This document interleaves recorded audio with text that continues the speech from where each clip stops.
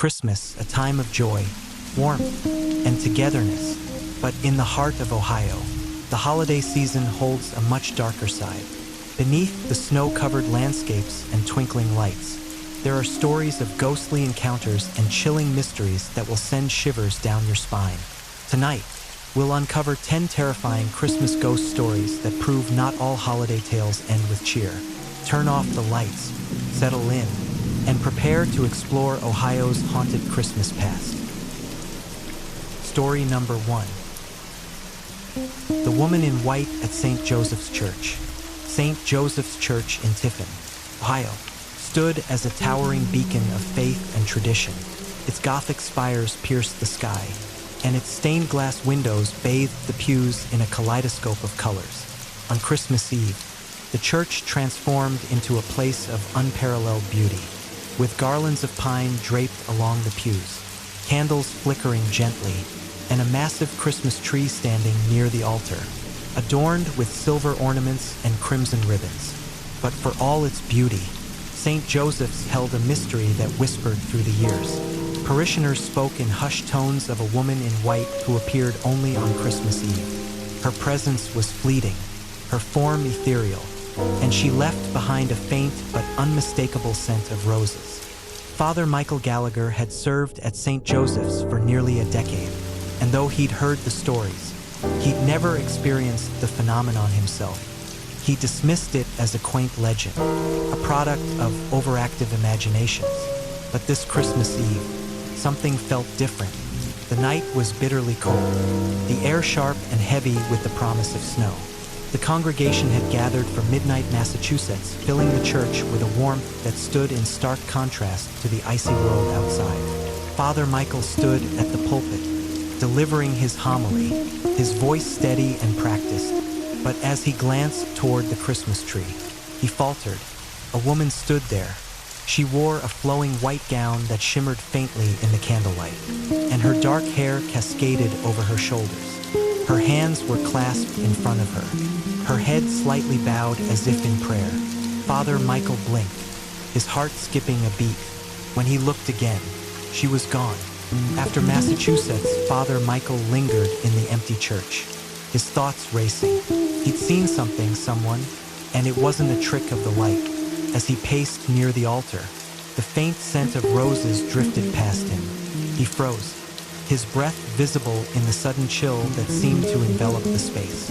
"Hello?" he called, his voice echoing in the vast chamber.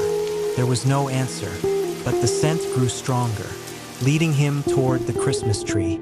He hesitated, his hand trembling as he reached out to touch one of the silver ornaments. The air around him felt charged, heavy with a presence he couldn't see. Then he heard it, a soft, mournful sigh, as though someone were standing just behind him. He spun around, but the church was empty. The next morning, Father Michael confided in Sister Agnes, the church's historian and keeper of its countless stories. Her eyes widened as he described what he'd seen and felt. "You've seen her," Sister Agnes said, her voice trembling. "The woman in white." Father Michael frowned. "Who is she?"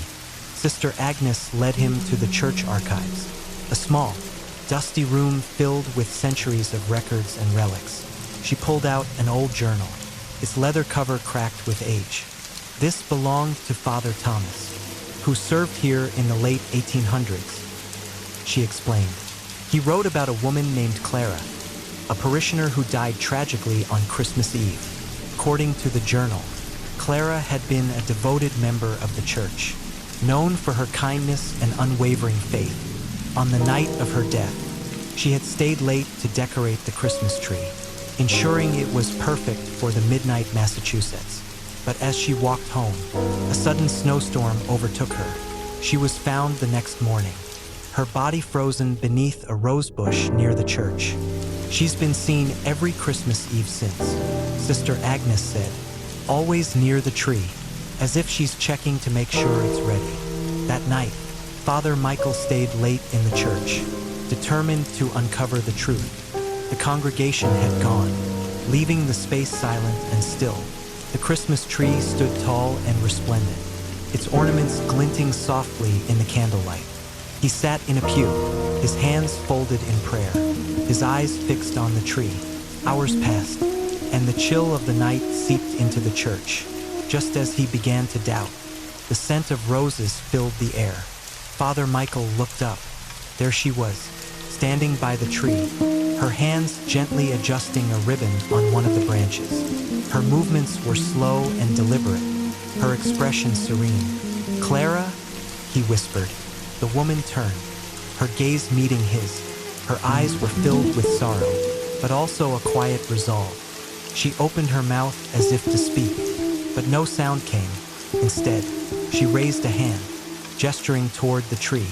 Father Michael followed her gaze and noticed an ornament lying on the floor, the string broken.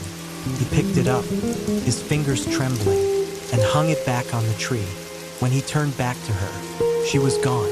The scent of roses lingered, fading slowly as the first light of dawn crept through the stained glass windows. From that Christmas Eve on, Father Michael made it a point to stay late in the church each year, ensuring the tree was perfect. And every year, without fail, the scent of roses would fill the air, a gentle reminder of Clara's enduring presence. Parishioners continued to tell stories of the woman in white, but Father Michael never spoke of his encounter. It was a quiet, sacred memory, a reminder that faith and love could transcend even the boundaries of life and death.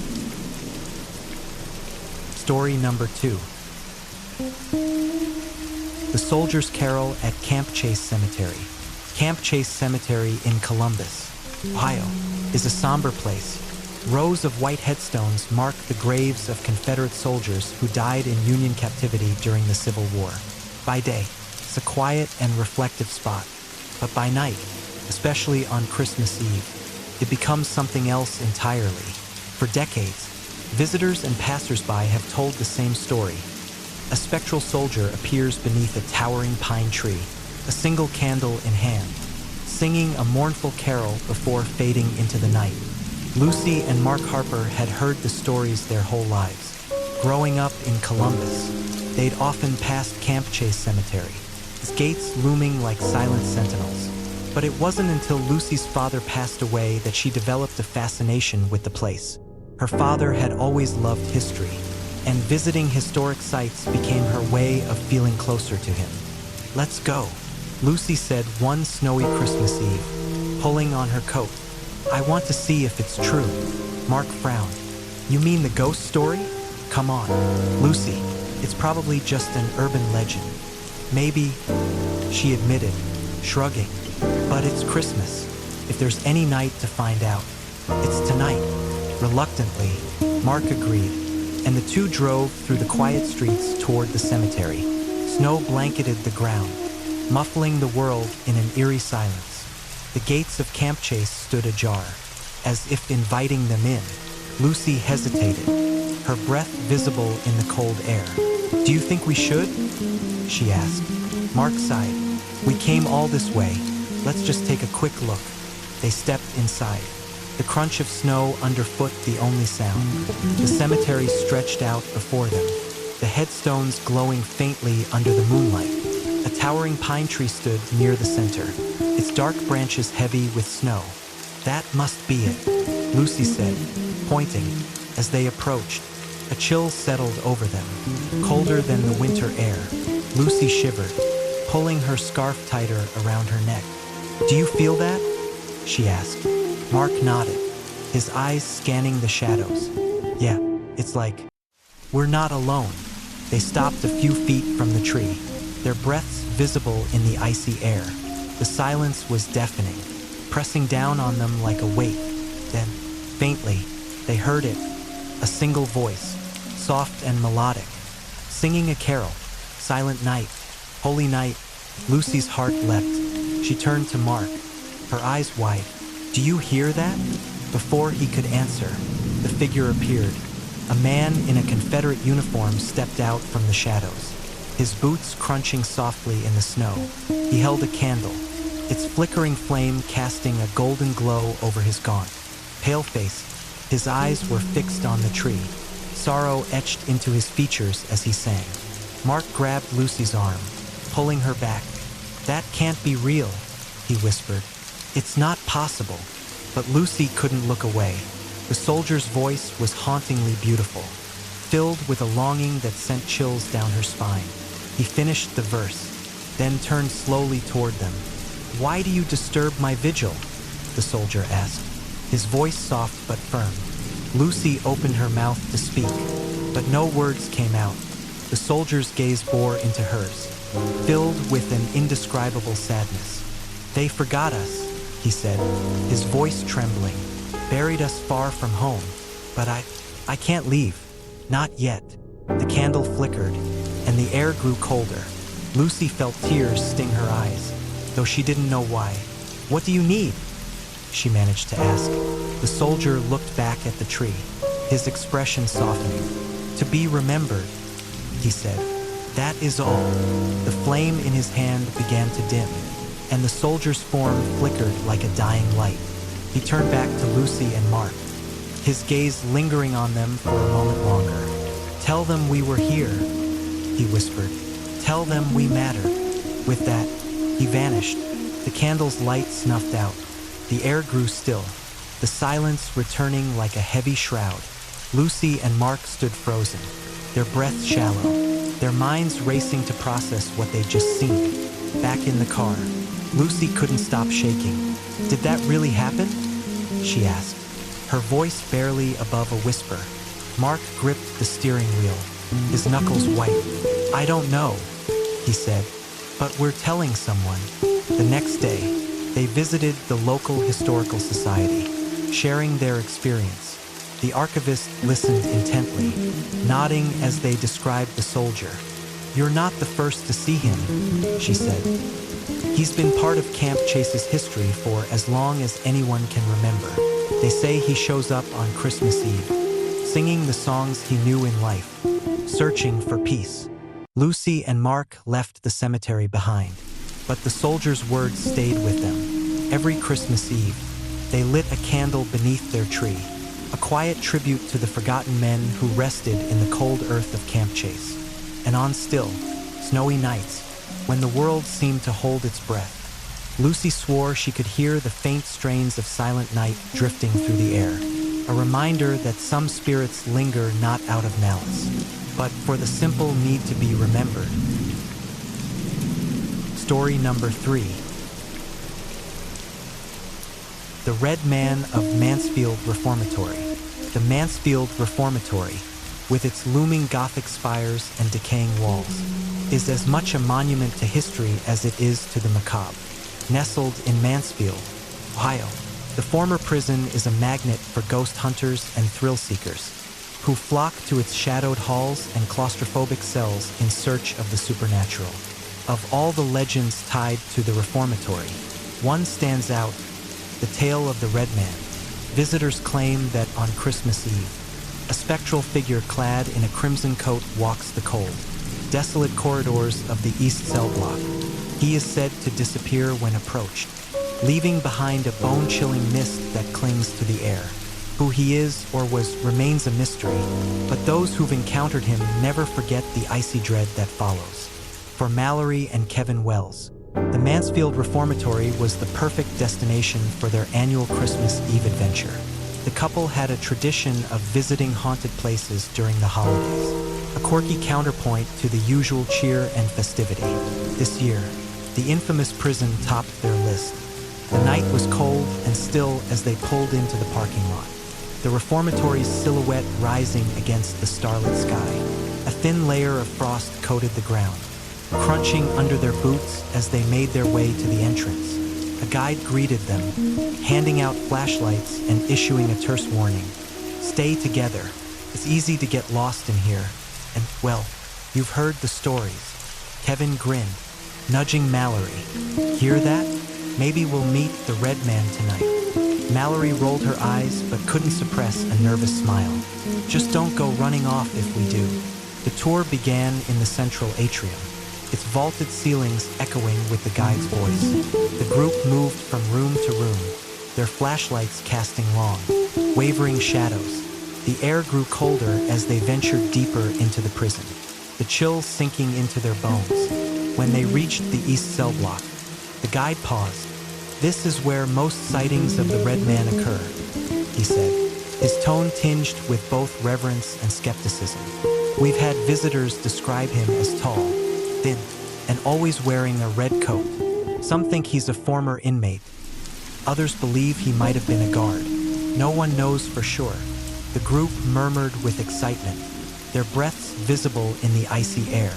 Mallory felt a shiver run down her spine but blamed it on the cold. As the guide led them onward, she and Kevin lingered at the back of the group, their flashlights sweeping over the rusted bars and peeling paint. "What do you think?" Kevin whispered. "Real ghost, or just a story to scare people?" "We're about to find out," Mallory replied, her voice low.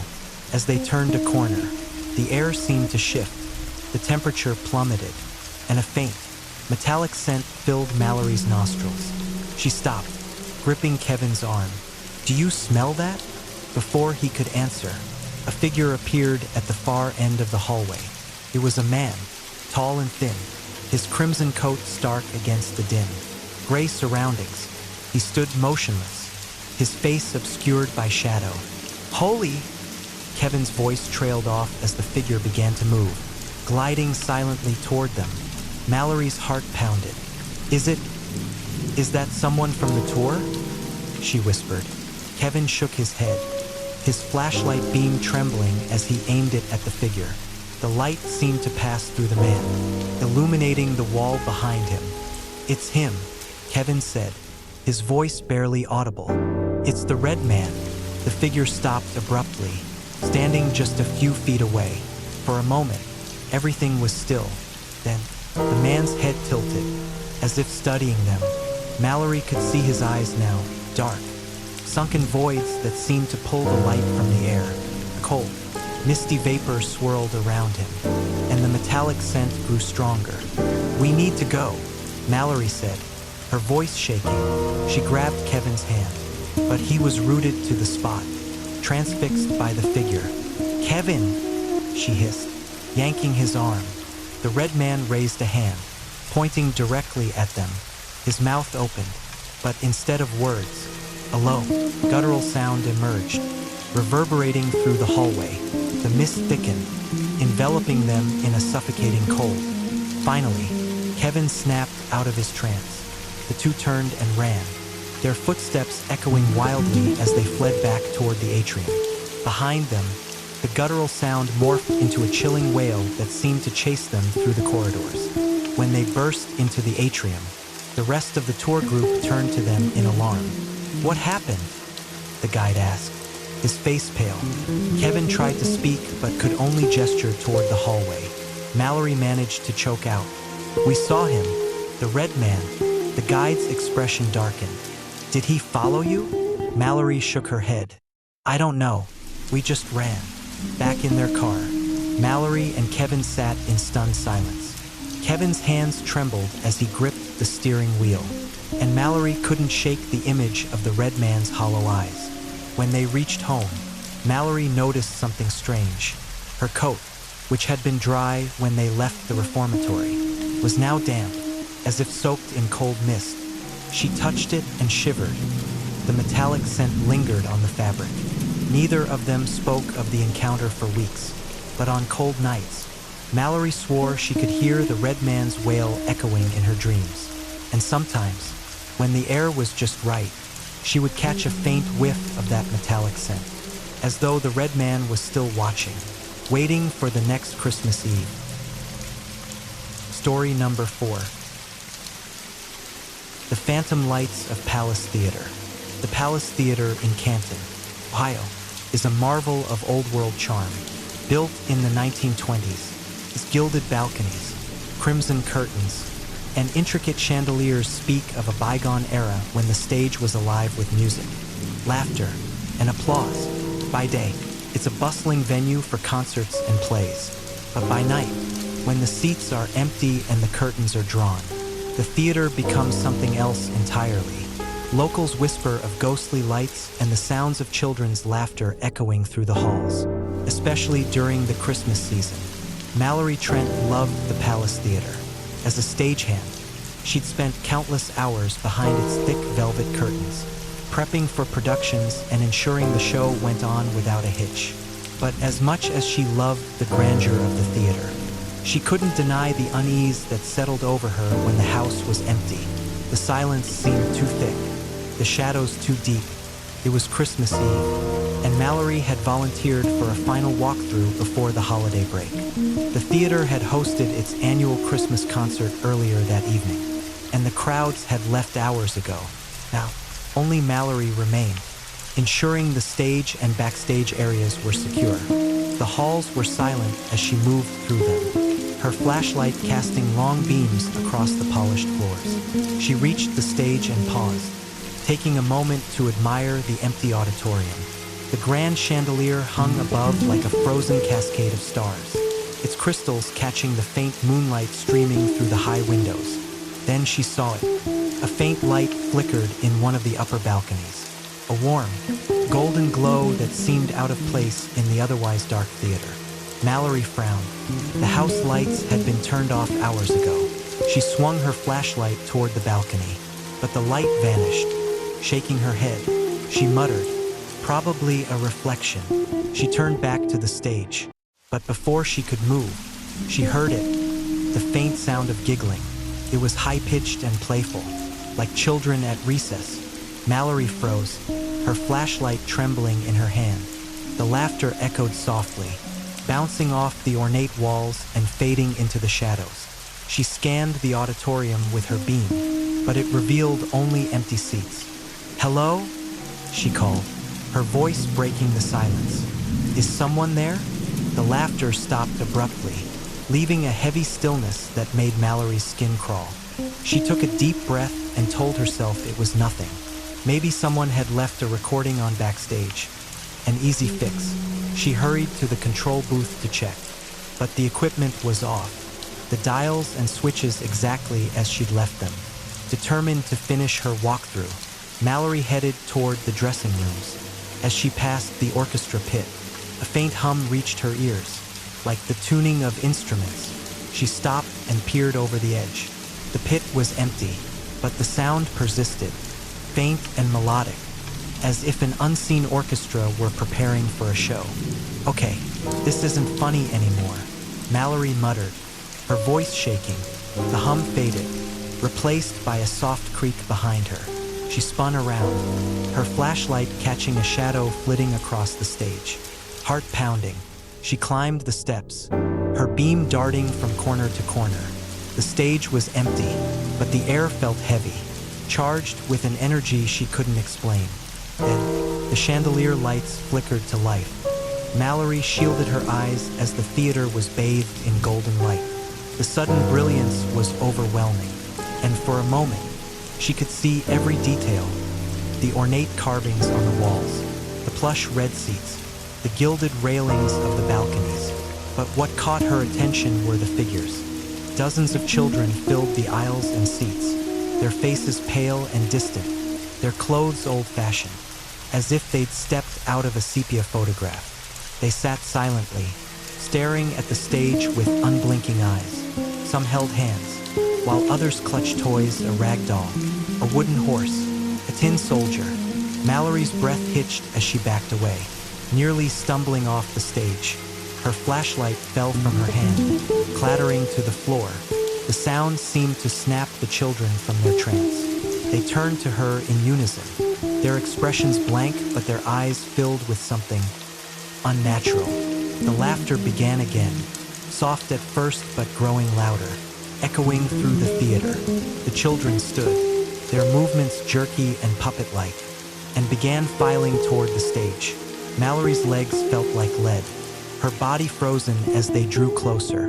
"Why are you here?" a small voice asked. Mallory turned to see a little girl standing directly in front of her. She wore a pale blue dress, her dark curls framing a face that might have been sweet if not for the hollow look in her eyes. "This isn't your place," the girl said, her voice echoing as if coming from far away. I was just finishing up," Mallory stammered, her voice barely above a whisper. The girl tilted her head, studying her. "You shouldn't have stayed." The lights flickered, and the laughter rose to a deafening pitch. Mallory clapped her hands over her ears, stumbling backward. When the lights went out, the laughter stopped, plunging the theater into an oppressive silence. When Mallory opened her eyes, she was standing alone in the dark. Her flashlight lay at her feet, its beam flickering weakly. The air was still, the oppressive energy gone. She grabbed the flashlight and bolted for the exit, her footsteps echoing through the empty halls. Outside, the snow had stopped, and the world felt normal again. Mallory sat in her car, her hands shaking as she gripped the steering wheel. She glanced back at the theater. The windows were dark, the grand marquee unlit, but she thought she saw a faint glow in one of the upper balconies. Mallory never returned to the Palace Theater. She quit her job a week later, unable to shake the memory of that night. But every Christmas Eve, she would hear it in her dreams. The soft hum of an orchestra tuning up, the flicker of golden lights, and the ghostly laughter of children who would never leave. Story number 5. The mysterious light at Franklin Castle. Franklin Castle, a foreboding structure in Cleveland's Ohio City neighborhood, has long been the subject of ghost stories and whispered legends. Built in the late 19th century, the house is an architectural masterpiece of stone and ironwork, but its history is steeped in tragedy. Murders, mysterious disappearances, and tales of secret passageways have all fueled its reputation as one of the most haunted places in America. During the Christmas season, when snow blankets the grounds and the city's lights twinkle in the distance, Franklin Castle takes on an even more unsettling aura. Locals say that on certain winter nights, you can see a faint light flickering in the upper windows. Even though the house has been empty for years, those brave enough to investigate often return with stories of ghostly apparitions, strange noises, and a bone-chilling cold that seems to emanate from within. For Emily and Ryan Carter, a young couple with a taste for the macabre, the legends surrounding Franklin Castle were irresistible. It was Christmas Eve, and the streets of Cleveland were quiet, the city blanketed in snow. The couple had spent the evening at a holiday party, but as they drove home, Ryan suggested they detour past the infamous house. "Come on, it'll be fun," he said, his breath visible in the icy air. "Just a quick look." Emily hesitated. She had always loved ghost stories, but preferred to enjoy them from the safety of her living room. Still, her curiosity got the better of her. "All right," she said, "but we're not going inside." Franklin Castle loomed before them, its turrets and gables casting long shadows in the moonlight. The house was dark except for a single, faint light flickering in an upstairs window. Emily's stomach tightened. "That's not normal," she said. "No one lives here, right?" Ryan shrugged. "Probably just squatters. Let's get a closer look." They parked the car and trudged through the snow to the front gate, which creaked ominously as Ryan pushed it open. The air was bitterly cold, and the silence was broken only by the crunch of their boots. As they approached the house, Emily's unease grew. The light in the upstairs window flickered erratically, casting strange shadows that seemed to dance across the glass. Ryan tried the front door, and to their surprise, it swung open with a groan. The interior was pitch dark, the air heavy with the scent of mildew and something metallic. "We shouldn't be here," Emily whispered. "Just 5 minutes," Ryan said, pulling out his phone to use as a flashlight. "Let's check out where that light's coming from." The house was eerily quiet, their footsteps echoing on the wooden floors. As they climbed the grand staircase, a sudden chill enveloped them. Emily clutched her coat tighter, her breath forming clouds in the freezing air. "Do you hear that?" she asked. Ryan paused. Faintly, from somewhere above, came the strains of an old Christmas carol. The melody was distorted, as if played on a warped vinyl record, but it was unmistakable. Silent Night. "That's not possible," Ryan said. "There's no electricity here." They reached the top of the stairs. the music growing louder. The light emanated from a room at the end of the hallway, its door slightly ajar. As they approached, the cold intensified, biting at their skin despite their heavy coats. Emily's hands trembled as she pushed the door open. The room was empty except for a single antique lamp on a small table, its flickering bulb casting long shadows. The source of the music was nowhere to be seen, but the air was thick with the scent of lavender and something faintly sulfuric. "We should go," Emily said, her voice barely above a whisper. Before Ryan could respond, the music stopped abruptly, leaving an oppressive silence. Then, from the corner of the room, a shadow began to take shape. It was a woman, dressed in a flowing black gown that seemed to absorb the light. Her face was pale, her eyes dark voids that seemed to pierce through them. Emily gasped, stumbling backward. The woman raised a hand, pointing toward the doorway. Her lips moved, but no sound came out. The temperature plummeted further, and the walls seemed to close in. "Go!" Emily screamed, grabbing Ryan's arm. They fled down the stairs, their footsteps echoing wildly. As they reached the front door, it slammed shut with a force that shook the walls.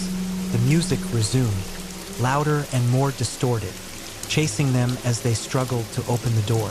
Finally, it gave way, and they stumbled into the snow, gasping for breath, back in the safety of their car. Emily and Ryan sat in stunned silence. The light in the upstairs window was gone, the house dark once more. As they drove away, Emily glanced in the rearview mirror and froze. The woman in black stood at the gate, her empty eyes following them as they disappeared into the night. The couple never spoke of their experience at Franklin Castle, but they avoided the area from then on. Emily found herself waking in the middle of the night to the faint sound of Silent Night echoing in her mind, and she swore she could feel the icy chill of the house creeping into her dreams. Franklin Castle remains an enigma, its halls steeped in mystery and tragedy. And for those who dare to approach it on cold winter nights, the light in the window serves as a warning. Some spirits refuse to rest, and some doors should never be opened. Story number 6. The Ghost of Crybaby Bridge. Crybaby Bridge in Liberty Township is one of those places steeped in legend. Its name whispered with a mix of dread and fascination by locals. A narrow, rickety bridge spanning a shallow creek. It seems ordinary by day, but when the sun sets and the mist rolls in, the bridge becomes a stage for the supernatural. For decades, people have told stories of strange occurrences there. The distant cries of a baby, ghostly handprints appearing on car windows, and a feeling of being watched by unseen eyes. Some dismiss it as a mere ghost story, but for those who've experienced its haunting, the bridge's malevolence is all too real. For the Sanders family, Christmas Eve was meant to be a joyful occasion. Lisa and Tom, along with their teenage daughter Emma and young son Danny, had spent the evening visiting relatives and exchanging gifts. The night was crisp and cold, a light snow falling as they drove home through the winding back roads of Liberty Township. Lisa, glancing out the passenger window, noticed the fog creeping in like a living thing, swallowing the barren trees and wrapping around their car. "Tom, maybe we should have taken the highway," she said, her voice tinged with unease. "We're fine," Tom replied, though his grip on the steering wheel tightened. "This way's quicker. We'll be home in 20 minutes. The road dipped, and the bridge appeared ahead, its steel frame barely visible through the mist. As they approached, the car's engine sputtered. Tom frowned, tapping the gas pedal, but the vehicle lurched to a stop in the middle of the bridge. "What the hell?" he muttered, turning the key in the ignition. The engine groaned but refused to start. "Is it the battery?" Lisa asked, her voice rising with anxiety. "Shouldn't be. It was fine earlier." Emma rolled her eyes from the back seat. "Great. Stuck in the middle of nowhere on Christmas Eve." Danny, clutching his stuffed bear, looked up with wide eyes. "Mommy, I hear something." Lisa turned to him. "What do you mean?" "Sweetheart, crying, like a baby." The words sent a shiver down Lisa's spine. She strained her ears but heard nothing beyond the soft rustling of the wind. "It's just your imagination, Danny," she said, though her voice lacked conviction. Tom stepped out of the car, muttering about the engine, and popped the hood. Lisa followed, pulling her coat tight against the chill. The fog seemed thicker now, pressing in around them, and the air carried an odd stillness, as if the world were holding its breath. "I don't see anything wrong," Tom said, his breath visible in the freezing air. "But the damn thing won't start." From the back seat, Emma's voice rang out, sharp and frightened. "Did you hear that?" Lisa turned. "Hear what?" "The crying," Emma said, her face pale. "It's coming from the creek." Tom and Lisa exchanged uneasy glances. "Stay in the car," Tom ordered, grabbing a flashlight from the trunk. He made his way toward the edge of the bridge, the beam cutting through the fog. Lisa hesitated before following, her heart pounding. She peered over the railing, expecting to see nothing but the icy water below. Instead, she saw movement. A shadowy figure stood on the creek bank, barely visible in the fog. It was small, childlike, its shoulders shaking as if it were sobbing. "Hello," Lisa called out, her voice trembling. "Are you okay?" The figure stopped moving, slowly, turned its head toward them, though its face remained hidden in shadow. The crying grew louder, a piercing wail that sent a jolt of terror through Lisa. "We need to leave," she whispered, clutching Tom's arm. "The car won't start," he said, his voice tight. "Let's just get back inside." As they hurried back to the car, the fog thickened, wrapping around them like a suffocating shroud. Inside, Emma and Danny were huddled together, their eyes wide with fear. "What's happening?" Emma demanded. Lisa didn't answer. She glanced at the windshield and froze. Small, muddy handprints were appearing on the glass, one by one, as if invisible hands were pressing against it. "Drive, Tom!" she screamed.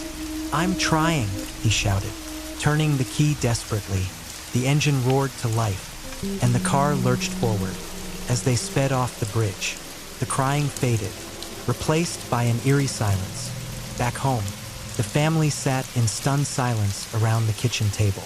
Danny clung to his bear, while Emma stared blankly at her phone. Lisa poured herself a glass of wine, her hands shaking. "What the hell was that?" Emma finally said. Tom shook his head. "I don't know, but we're never taking that road again." Lisa couldn't stop thinking about the figure by the creek. She spent the next day researching Crybaby Bridge, uncovering stories that dated back over a century. According to legend, a young mother had once thrown her infant into the creek before leaping to her own death. Her spirit, along with the child's, was said to haunt the bridge, their cries echoing through the mist on cold, lonely nights. The Sanders family avoided the bridge after that night, but the memory lingered. Lisa often woke in the middle of the night, hearing faint cries in her dreams. Danny refused to sleep without his bear, claiming he could hear the baby crying outside his window. On Christmas Eve the following year, Lisa found muddy handprints on the outside of their living room window. They hadn't had any visitors, and no children lived nearby. She stared at the prints, her heart racing, and thought of the bridge and the restless spirits that waited in the fog. Story number 7. The Christmas Ghost of the Golden Lamb. The Golden Lamb Inn in Lebanon, Ohio, is a place where history seems to hang in the air like a faint perfume. Established in 1803, the inn has hosted presidents, authors, and travelers of all kinds. Its creaking floors and flickering lanterns evoke a bygone era. But for all its charm, the Golden Lamb is also known for its ghosts. And on Christmas Eve, when the halls are decked with holly and the air is thick with the scent of pine and cinnamon, one spirit seems especially restless. Her name is Sarah Stubbs, a young girl who once lived in the inn during the mid-19th century. Guests claim to hear her laughter echoing through the hallways late at night, and some have even seen her standing beside the Christmas tree in the parlor, her spectral form illuminated by the soft glow of twinkling lights. Emma and Lucas Patterson had heard the stories before they booked their Christmas getaway at the Golden Lamb. They were history buffs, drawn to places steeped in lore and legend. For them, the prospect of a ghost sighting added to the inn's allure. "Do you think we'll actually see her?" Emma asked as they checked into their room, a cozy space adorned with antique furniture and a quilted bedspread. Lucas chuckled. "If we do, let's hope she's friendly." The receptionist, a woman with silver hair and a warm smile, overheard their conversation. "Sarah likes Christmas," she said, her voice soft but certain. "If you're going to see her, tonight's the night." That evening, the Pattersons joined other guests in the dining room for a festive meal. A massive Christmas tree stood in the corner, its branches heavy with ornaments and strands of popcorn garland. The room buzzed with laughter and conversation, but Emma couldn't shake a sense of anticipation, as if something unseen were waiting just beyond the flickering candlelight. After dinner, they wandered through the inn, admiring the decorations. The hallways were lined with garlands, and every corner seemed to hold a touch of holiday magic. But as they climbed the creaking stairs to their room, the festive atmosphere gave way to an eerie quiet. The muffled sounds of other guests faded, leaving only the soft creak of the wooden steps beneath their feet. It was just past midnight when Emma woke to the sound of laughter. It was faint but unmistakable, the giggles of a child, high-pitched and full of mischief. She sat up, her heart racing. "Lucas," she whispered, shaking his shoulder. "Do you hear that?" Lucas groaned, half asleep. "What?" The laughter came again, clearer this time, as if the child were just outside their door. Emma slipped out of bed and padded to the door, her bare feet cold against the wooden floor. She opened it cautiously, peering into the hallway. It was empty. The laughter had stopped, replaced by a heavy silence. Emma stepped into the hall, her pulse quickening. The air felt colder out here, carrying a faint, sweet scent she couldn't place. She glanced toward the staircase and froze. At the far end of the hallway stood a little girl. She wore a simple dress, the kind a child might have worn in the 1800s, and her hair was tied back with a ribbon. She was gazing toward the parlor, where the glow of the Christmas tree spilled into the corridor. "Sarah," Emma whispered, her voice trembling. The girl turned slowly, her eyes meeting Emma's. They were wide and curious, but there was something unsettling about them, something ancient. She raised a hand, pointing toward the parlor. Then she turned and walked away, her footsteps silent on the wooden floor. Emma stood frozen for a moment before following. She reached the staircase and descended cautiously, her heart pounding. The parlor was empty except for the Christmas tree, its lights twinkling softly in the darkness. The scent of pine filled the air, mingling with the faint aroma of candle wax and something sweeter, lavender. Perhaps, as Emma stepped into the room, the laughter returned, louder this time, but still without a source. She turned toward the tree and saw her, Sarah Stubbs, standing beside the decorated branches. Her hand rested on a low-hanging ornament, a glass bauble that seemed to catch the light in an otherworldly way. "Hello," Emma said, her voice barely above a whisper. Sarah tilted her head, her expression unreadable. Then, slowly, she smiled. It was a small, fleeting gesture, but it sent a wave of warmth through Emma, dispelling her fear. The girl reached for the bauble, her fingers brushing it lightly. The ornament swayed, catching the light in a dazzling display. And then she was gone.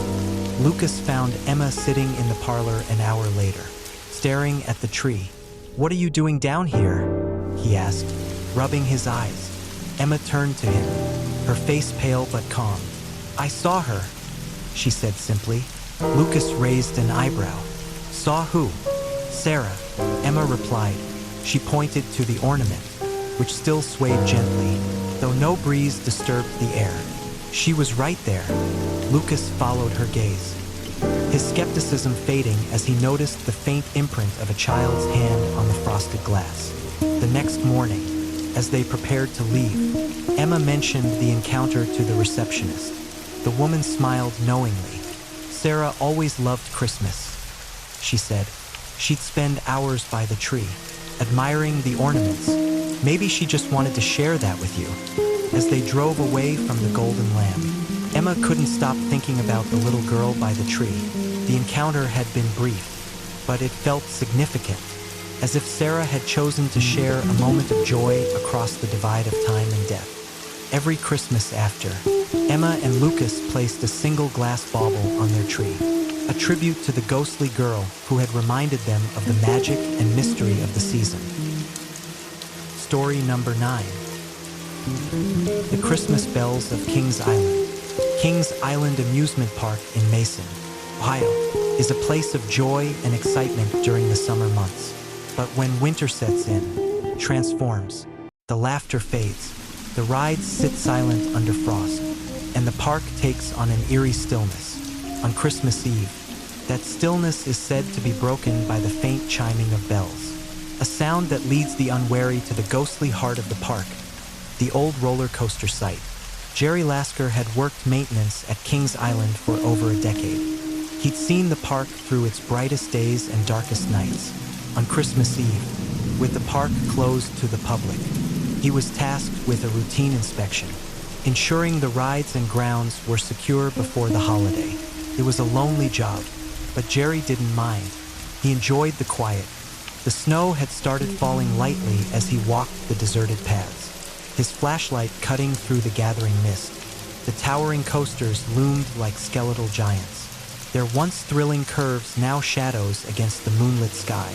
Jerry's breath clouded in the air as he whistled an old tune, trying to shake the creeping unease that always came with patrolling the empty park at night. It was then he heard it, faint and distant, the sound of Christmas bells carried on the wind.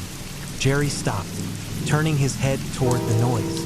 It seemed to come from the direction of the Screeching Eagle, an old wooden roller coaster that had been dismantled years ago after a tragic accident. The area had since been fenced off, deemed unsafe for visitors and staff alike. "Great," Jerry muttered. "Somebody's probably messing around back there." He radioed the security office but got no response. Sighing, he adjusted his flashlight and headed toward the sound. As he approached the old coaster site, the bells grew louder, their cheerful melody incongruous with the desolation around him. The air grew colder, biting through his thick coat. When he reached the fence, he shone his flashlight beyond it. The snow-covered ground was undisturbed, but the bells continued to chime, louder now, as if beckoning him. Then he saw her. Standing in the center of the clearing was a little girl. She wore a simple blue dress, the kind a child might have worn decades ago. Her bare feet stood in stark contrast to the snow, but she didn't seem to notice. Her hair hung in loose curls, and her face was pale, almost luminescent in the moonlight. She stood perfectly still, her head slightly tilted as if listening to the bells. "Hey!" Jerry called out, his voice breaking the silence. "What are you doing here? It's not safe." The girl didn't move, didn't acknowledge him. Jerry felt a shiver that had nothing to do with the cold. He stepped closer to the fence, his flashlight trained on her. "Are you okay?" he asked, softer this time. She turned then, her movements slow and deliberate. Her eyes met his, and Jerry's breath caught in his throat. Her gaze was empty, distant, as if she were looking through him rather than at him. Her lips moved, forming silent words that Jerry couldn't hear. Before he could react, the bells stopped. The silence was deafening, pressing down on him like a weight. The girl raised one hand, pointing toward the remnants of the Screeching Eagle's foundation. Then, as suddenly as she had appeared, she vanished. Jerry stumbled backward, his heart racing. His flashlight flickered, casting erratic beams of light over the snow. He fumbled for his radio, his fingers numb with fear. "This is Jerry," he said, his voice shaking. I need backup at the old coaster site. Now." The radio crackled, But no response came. Jerry swore under his breath, glancing back at the clearing. It was empty, but the air felt heavy, oppressive. He knew he should leave, but something compelled him to stay. He approached the spot where the girl had pointed, his boots crunching through the snow. As he drew closer, he noticed something odd. The ground was clear of snow in a perfect circle, as if someone had recently stood there. At the center of the circle lay a small silver bell, its surface tarnished with age. Jerry knelt, hesitating before picking it up. The metal was ice cold, almost burning his skin. As he held it, a wave of emotion washed over him, sorrow, longing, and a deep, aching sadness. The sound of distant laughter echoed in his mind, children's voices mingling with the faint melody of the bells. The stories of the screeching eagle's demise had always been murky, but Jerry knew the basics. Decades ago, on a Christmas Eve much like this one, a mechanical failure had caused a train to derail. Several riders were injured, and one child had died, a girl in a blue dress. The ride was closed permanently, its remains left to decay. Over the years, tales of her ghost had circulated among employees, but Jerry had never believed them, until now, as he stood in the clearing. The temperature dropped further, and the bells began again, louder and more insistent. Jerry's breath quickened as the sound surrounded him, filling the air with its haunting melody. Then, from the corner of his eye, he saw movement. The girl was back, standing at the edge of the clearing, but she wasn't alone. Shadows emerged from the trees, faint outlines of children, their forms flickering like static. They moved closer, their faces obscured, their whispers merging with the bells. Jerry's instincts screamed at him to run, but his feet felt rooted to the ground. The girl raised her hand again, pointing toward him. Her lips moved, and this time, he heard her. "Help us!" The shadows surged forward, their whispers growing louder, almost frantic. Jerry turned and ran, his flashlight beam bobbing wildly as he sprinted back toward the main path. The bells followed him, their chime echoing in his ears even as he reached the safety of his truck. Back at the security office, Jerry tried to explain what he'd seen, but his words felt inadequate. The other guards exchanged uneasy glances, their skepticism thinly veiled. "Probably just your imagination," one of them said. "That place messes with people's heads." Jerry didn't argue. He knew what he had experienced was real. The silver bell still sat in his pocket, his cold weight a constant reminder. Jerry never worked another Christmas Eve shift at Kings Island, but he couldn't escape the memories of that night. Each year, as the holiday approached, he would hear the faint sound of bells in his dreams, accompanied by the image of the girl in the blue dress. And on quiet winter nights, when the wind was just right, he swore he could hear her voice, still calling for help from the shadows of the old coaster site. Story number 10. The carols in the Cincinnati subway. The Cincinnati subway system, a project abandoned nearly a century ago, remains a monument to unrealized ambition. A labyrinth of dark tunnels and forgotten platforms stretches beneath the city, its silent corridors a haunting reminder of what could have been. Urban explorers and thrill-seekers have long whispered about the strange occurrences in its depths. The sound of phantom footsteps, the flicker of long-dead lights, and during the Christmas season, the eerie sound of carols echoing through the empty passageways. For Emily Rhodes, the abandoned subway was more than a curiosity. It was an obsession, a historian by trade. She had spent years researching its history, combing through archives and piecing together the story of the ill-fated project. But no amount of reading could satisfy her curiosity. She needed to see it for herself. So when her friend Nick, an amateur filmmaker with a taste for the macabre, proposed exploring the tunnels on Christmas Eve, Emily couldn't resist. "It'll be great footage," Nick said as he packed his camera gear. "And who knows, maybe we'll hear those famous ghostly carols." Emily laughed nervously. "If we do, let's hope they stay ghosts." The entrance to the subway was hidden behind a crumbling brick wall near downtown Cincinnati. Snow dusted the ground as Emily and Nick slipped through the narrow opening, their flashlights cutting through the darkness. The air inside was damp and cold, carrying the metallic tang of rust and decay. "Creepy already," Nick muttered, his voice echoing off the walls. Emily adjusted her backpack, which held a notebook, a map of the tunnels, and a small recorder. "Just stick to the plan," she said. "We'll follow the main line, document anything interesting, and be out in 2 hours." They descended deeper into the tunnels, their footsteps muffled by the dirt and debris that coated the ground. The beams of their flashlights revealed graffiti-covered walls, rusted tracks, and the occasional skeletal remains of old machinery. Despite the stillness, Emily couldn't shake the feeling that they were not alone. An hour into their exploration, they reached an old platform. The ceiling was high and arched, the air colder here than it had been in the tunnels. As they paused to rest, the faint sound of singing reached their ears. "Silent night, holy night." Emily froze. "Do you hear that?" Nick nodded, his face pale. He raised his camera, the red recording light blinking in the darkness. "Is someone else down here?" he whispered. The singing grew louder, echoing from somewhere deeper in the tunnels. It was melodic but tinged with an unnatural quality, as if the voices were coming from a great distance yet surrounding them all at once.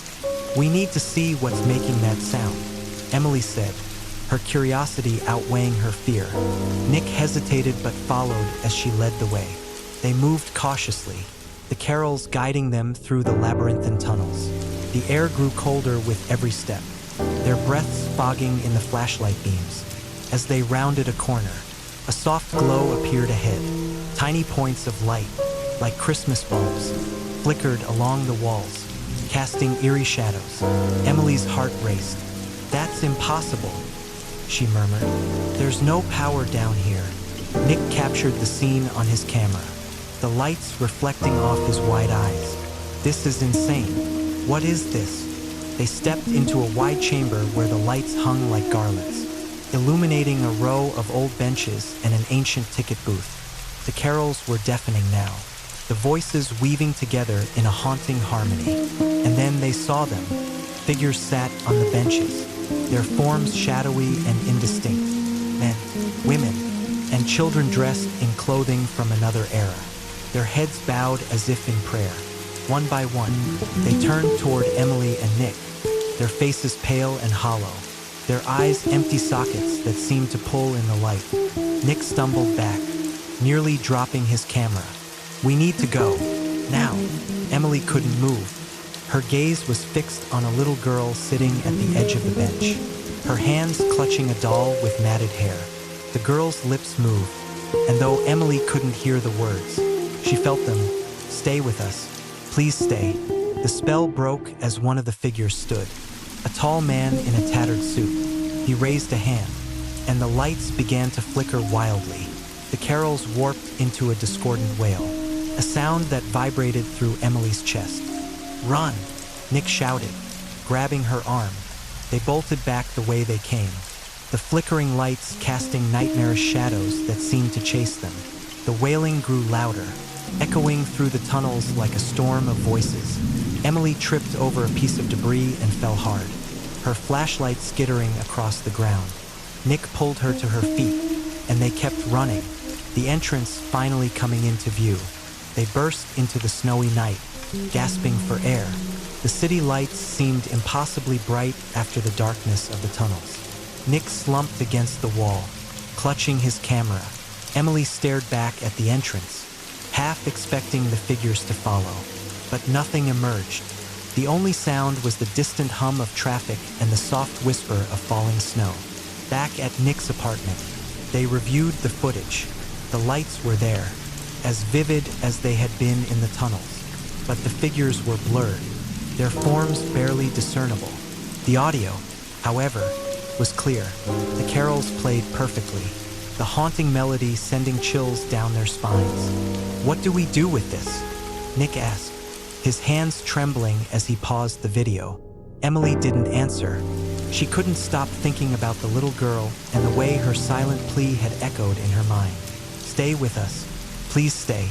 She knew she would never go back to the tunnels, but the voices would follow her. On quiet nights, when the world seemed still, she would hear them in her dreams, the carols, the wailing, and the desperate whispers of the lost. Ohio's ghost stories remind us that even during the most joyous time of the year, the echoes of the past can creep into the present, from haunted bridges to ghostly figures in forgotten places. These tales show that Christmas isn't always about peace and goodwill. Which story haunted you the most? Let us know in the comments below. And don't forget to like, subscribe, and hit the bell for more spine-chilling tales. Until next time, stay curious, stay cautious, and remember, some stories are best left untold.